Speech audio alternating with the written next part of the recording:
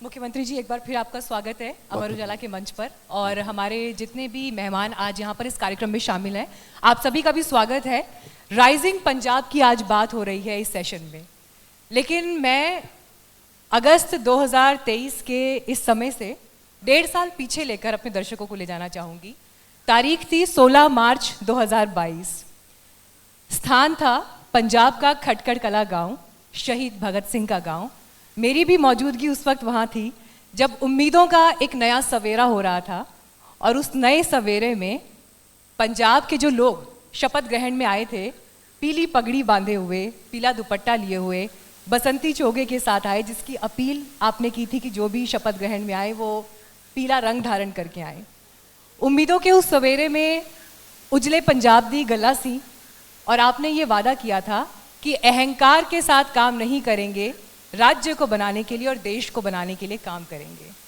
तब से लेकर अब तक 1.5 साल का वक्त करीब करीब बीत चुका है, और आज जब हम राइजिंग पंजाब की बात कर रहे हैं तो वो उम्मीदें जो उस दिन दिखाई गईं और जिन सपनों के साथ आपने मुख्यमंत्री पद को संभाला, वो उम्मीदें कितनी पूरी हुई, किस हद तक पूरी हुई? अगर मैं आज आपको बोलूं कि आप रेट करिए तो आपके कार्यकाल की 3 बड़ी उपलब्धियां जो आपने वर्तमान पंजाब को दी हैं। सबसे पहले तो मैं अमर उजाला ग्रुप का बहुत धन्यवाद करता हूँ, आभार व्यक्त करता हूँ। आज उन्होंने पंजाब संवाद रखा है, जिसमें अलग अलग फील्ड के स्पेशलिस्ट लोग यहाँ पर आएंगे। पूरा दिन बातचीत चलेगी, ब्रेन स्टॉर्मिंग होगी, कुछ नया निकलेगा। क्योंकि जब आप ग्रुप में कुछ अपने दिमाग एक दूसरे से बात करते हो, अपने दिमाग के आइडियाज़ दूसरे दिमाग के आइडियाज़ से मैच करते हैं, तब कुछ नया होता है। तो खुशी है कि मेरे सामने पंजाब के बहुत ही पंजाब को चाहने वाले और पंजाब को ऊंचाइयों तक पहुंचाने वाले भी बैठे हैं। तो जहाँ तक आपने सवाल पूछा कि 16 मार्च को शहीद आज़म भगत सिंह के गांव में शपथ ग्रहण हुआ था। असल में हमारे शहीदों ने जो सपनों में आज़ादी सोची थी, हम उनकी बात करने वहाँ गए थे। मैंने बहुत पढ़ा है शहीद आज़म भगत सिंह जी के बारे में, आज़ादी की मूवमेंट के बारे में। अभी अमर उजाला के एमडी साहब बोल रहे थे कि 1.5% ज़मीन है, 2.5% जीएसटी है। एक और बात भी ऐड कर दूं मैं, 2% आबादी है देश की, 90% कुर्बानियाँ हैं देश को आज़ाद करवाने के लिए। तो शहीदों की धरती है। हर गांव में आपको या तो किसी न किसी शहीद का बुत मिलेगा, या किसी गांव में एंटर करते ही पहले गेट मिलेगा उसके नाम पर, चाहे वो आज़ादी से पहले वाले हों, चाहे आज़ादी को बाद में आज़ादी को संभालने के लिए जो उन्होंने बलिदान दिए वो। तो शहीद आज़म भगत सिंह जी को कभी भी, जब वो लड़ रहे थे अंग्रेज़ों से, कभी भी ये चिंता नहीं थी उनको कि देश कैसे आज़ाद होगा। उनको ये पक्का पता था, कॉन्फिडेंस था उनको कि देश तो आज़ाद होगा, आज़ादी तो आएगी। लेकिन उनको एक बहुत बड़ी चिंता थी कि आज़ादी के बाद देश कौन से हाथों में जाएगा। और उनकी जो चिंता थी वो काफ़ी हद तक सही भी थी। 75 साल हो गए, अभी भी देश गलियों नालियों तक, सीवरेज के ढक्कनों तक, गांव में छप्पड़ों तक, चावल बांटने तक अभी भी वहीं खड़े हैं हम तो। और जिन अंग्रेजों को, जिन फिरंगियों को इस देश से बाहर निकालने के लिए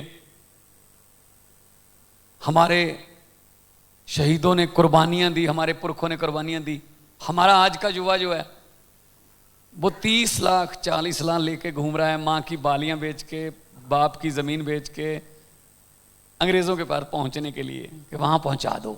फिर उनको निकालने का क्या फायदा हुआ जी? फिर शहीद भगत सिंह को फांसी का रस्सा चूमने की क्या ज़रूरत थी? वो भी 90-90 साल की उम्र भोगते यहाँ पे धरती पे, क्या जरूरत थी उनको 23 साल की उम्र में अपनी बलिदान देने की? तो बात यह है कि सपने उनके हैं, सपने कोई भगवंत मान के नहीं है। विजन तो हमारे पास ऑलरेडी है शहीदों का, लेकिन उसको पूरा करने में अगर थोड़ा बहुत हम उनके कदम चिन्हों पर चले जाएं।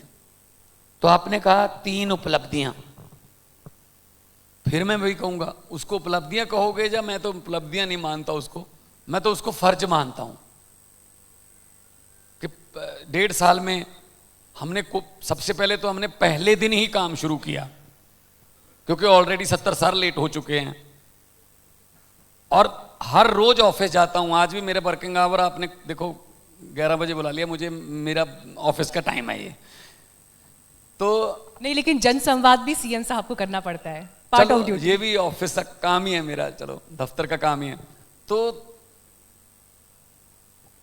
जितना हम एक्सपर्ट से जान सकते थे पहले उनको बुलाया, कैसे ठीक करना है, कहाँ कहाँ कमियां हैं, क्योंकि समस्या यहां होती है, हल भी वहीं से निकलता है। बहुत से लोगों ने अपने अपने आइडियाज बताए।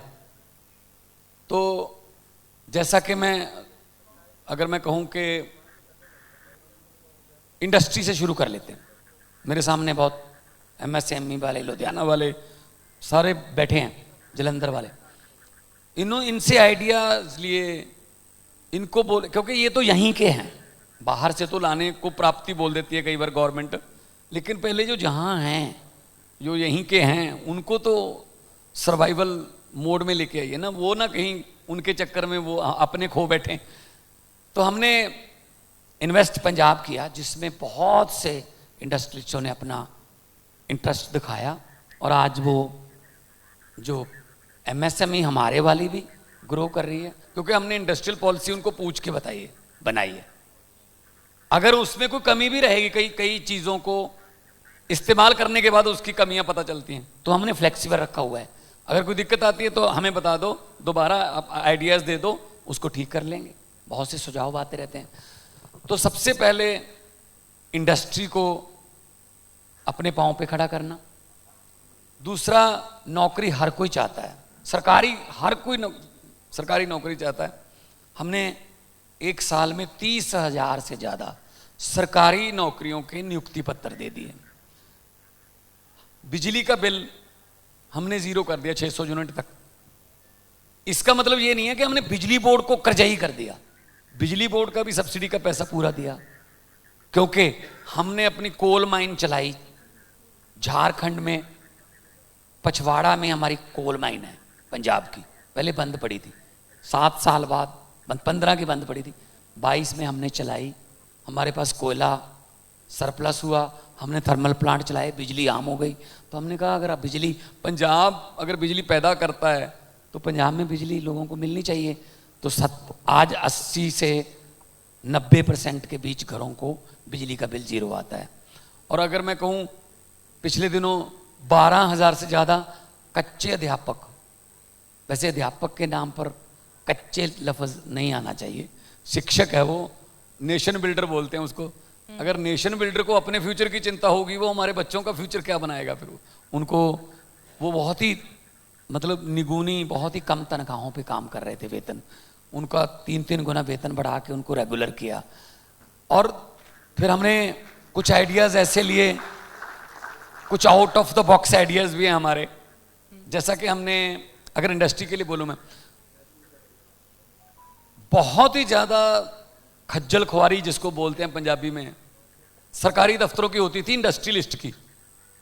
पहले वो ज़मीन लेता था, उसके बाद CLU के लिए उसको कई बार 8 महीने भी 10 महीने भी, डिपेंड कि सामने वाला अफसर कितने मांगता है, इस पर डिपेंड करता था। फिर उसके बाद फायर वाले आ जाते थे, फिर फॉरेस्ट वाले आ जाते थे, फिर पोल्यूशन वाले आ जाते थे।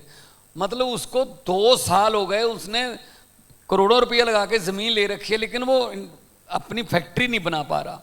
तो हमने जब मिलके सबने बातचीत की तो एक आइडिया निकाला। देश में पहला स्टेट है पंजाब जिसने ये आइडिया जो लागू कर दिया। हमने स्टैम्प पेपर की कलर कोडिंग कर दी, स्टाम्प जो है वो अलग अलग रंग के कर दिए। अगर आपने इंडस्ट्री लगानी है, आप जगह खरीदो मत, जगह आइडेंटिफाई कर लो। आपने कहीं राजपुरा के पास 20 एकड़ ज़मीन आइडेंटिफाई कर ली, मालिक के साथ बात हो गई, ठीक है, आप इन्वेस्ट पंजाब के ऑफिस में आइए, या उसके पोर्टल पर जाइए, आप हमें बता दीजिए ये ज़मीन है, मैं इंडस्ट्री के लिए लगानी चाहता हूँ।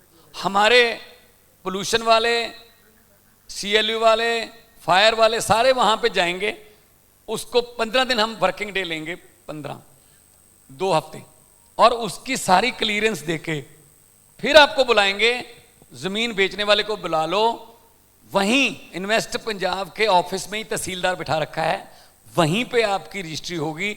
आपको क्या करना होगा, हरे रंग का स्टैम्प पेपर खरीदना होगा। वो थोड़ा महंगा होगा क्योंकि उसमें CLU के चार्जेस, उसमें फायर के चार्जेस, उसमें सारे चार्जेस जो हैं, जो NOCs के हैं, वो इंक्लूडेड होंगे। और जिस दिन तहसीलदार 16वें दिन तहसीलदार ने रजिस्ट्री कर दी, 17वें दिन आप भूमि पूजन करके अपनी फैक्ट्री की पहली ईंट लगा सकते हो। कोई कहीं जाने की जरूरत नहीं है इंडस्ट्रियलिस्ट को, कोई उसको किसी ऑफिस में नहीं जाना, वहीं पे तहसीलदार मिलेगा। मतलब रजिस्ट्री करवाने के लिए भी आपको कचहरी नहीं जाना पड़ेगा। इन्वेस्ट पंजाब का अलग से तहसीलदार बना दिया हमने। ऐसी हाउसिंग के लिए उनका रेड कर दिया। ठीक है, एक और out of the box idea था। गर्मी 10 में से कितने नंबर देंगे सरकार को? मई में गर्मी शुरू हो जाती है। 10 में से कितने नंबर? किसको? 1.5 साल के कार्यकाल को। मैं खुद ही नंबर दूं? ये तो कच्चे पेपर हो गए, फिर पक्के पेपर में कोई और नंबर देता है, फिर रिजल्ट देखने जाते हैं हम। तो ये राजनीति जो है ना, पक्के पेपर है ये, इसमें नंबर जनता देती है। वो तो हम तो रिजल्ट देखने जाते हैं कि पास हो गए या फर्स्ट आ गए या। लेकिन नंबर के अनुमान भी तो आ जाते हैं ना पहले। नहीं, नंबर मैं नंबरिंग में नहीं पढ़ता।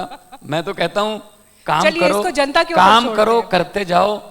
वो है कि जितनी देर आप रिवन को टच नहीं करते उतनी देर पीछे मुड़ के देखने की जरूरत नहीं है।